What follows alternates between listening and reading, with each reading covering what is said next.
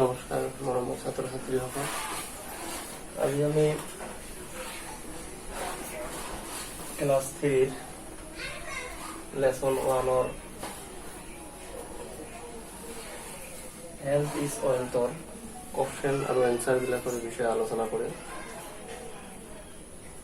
আমাৰ ইয়াত প্ৰথম কোৱেশ্চনটো আছে, what do our elders often say to our elders often say to us that health is wealth? আমার বয়োজ্যেষ্ঠসকলে আমাক প্রায় কি কয় যে হেলথ ইজ ওয়েলথ, অর্থাৎ স্বাস্থ্যই হল পরম সম্পদ। ইয়াত আছে why should we take care of our body, আমি আমার শরীরের যত্ন কিয় লব লাগে। আমি লিখিম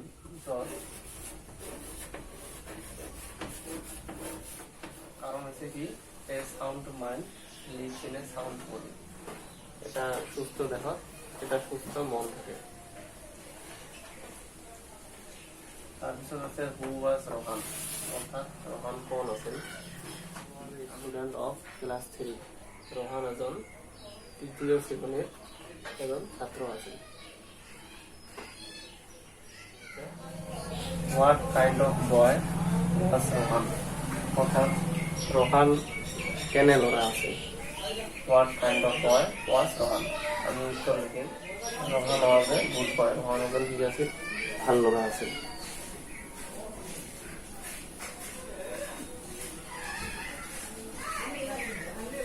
5 নম্বৰ কোৱেশ্চনটো হৈছে, why were Rohan's parents unhappy? অৰ্থাৎ ৰোহানৰ অভিভাৱকসকল ৰোহানৰ ওপৰত কিয় অসুখী আছিল, অৰ্থাৎ কিয় হ্যাপি না আছিল। আমি উত্তৰ লিখিম why were Rohan's parents unhappy? অৰ্থাৎ ৰোহানৰ অভিভাৱকে ৰোহানৰ ওপৰত কিয় অসুখী আছিল। আৰু ইয়াত আমি উত্তৰ লিখিম Rohan's parents were unhappy because কাৰণ he could not obtain marks in the examination, তেওঁ পৰীক্ষাত কি কৰা নাছিল, তেওঁ পৰীক্ষাত ভাল নম্বৰ পোৱা নাছিল, সেইকাৰণে ৰোহানৰ অভিভাৱকে ৰোহানৰ ওপৰত কি আছিল, অসুখী আছিল। 6 নম্বৰটো হৈছে, why did Rohan's mother take him to a doctor? ৰোহানৰ মাকে ৰোহানক কিয় চিকিৎসকৰ ওচৰলৈ লৈ গৈছিল।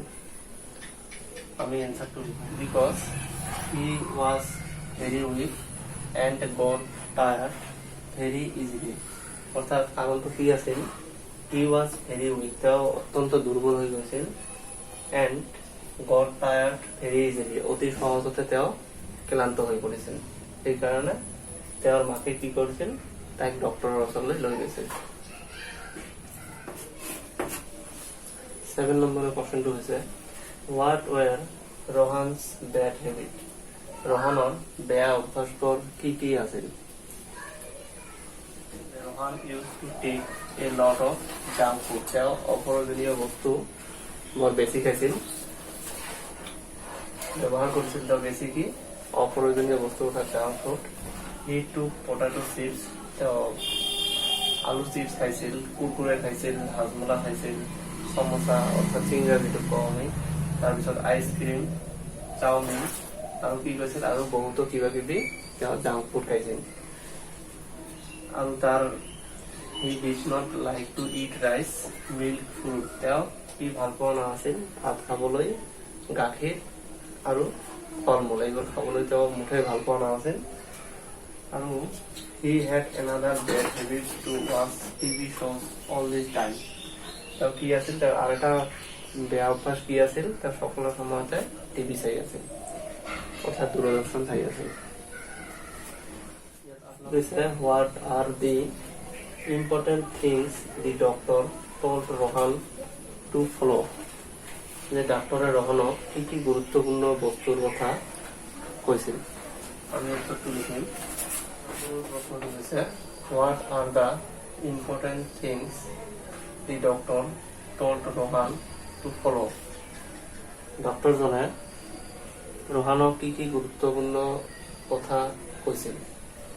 উত্তরটা হয়েছে doctor suggested Rohan to eat fresh and healthy food at regular interval.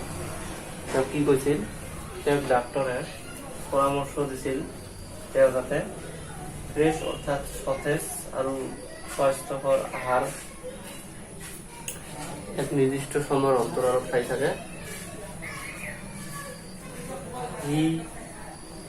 He told Rohan to avoid junk food আৰু ডাক্তৰজনে ৰহনক কি কৈছিল, তেওঁ যাতে অপ্ৰয়োজনীয় খাদ্যবিলাক এৰি চলে। He told him to take regular exercise আৰু তেওঁক কি কৰিব দিছিল, নিয়মিতভাৱে অৰ্থাৎ ৰেগুলাৰ ব্যায়াম কৰিবলৈ কৈছিল।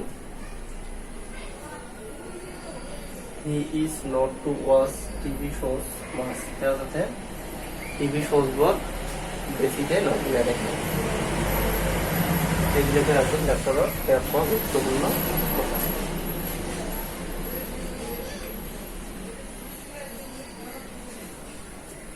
Thank U.